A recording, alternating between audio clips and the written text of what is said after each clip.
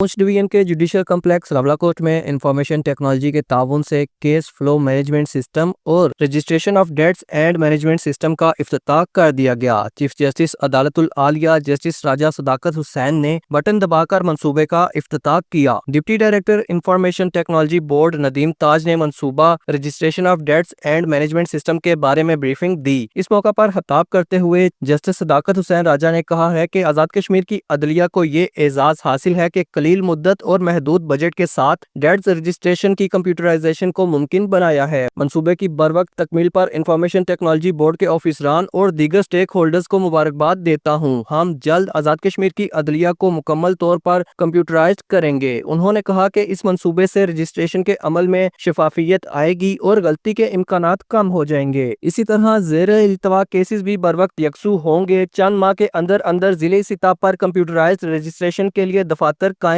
کیے جائیں گے۔ چیف جسٹس صداقت حسین راجہ نے automated dates registration and management system کا بٹن دبا کر افتتاح کیا، جس کے بعد شہریوں نے سینئر سول جج راولاکوٹ عثمان حیدر کے پاس اپنی رجسٹریشن کا اندراج کروایا۔ Muhammad Khurshid Baig, JK news, Rawalakot.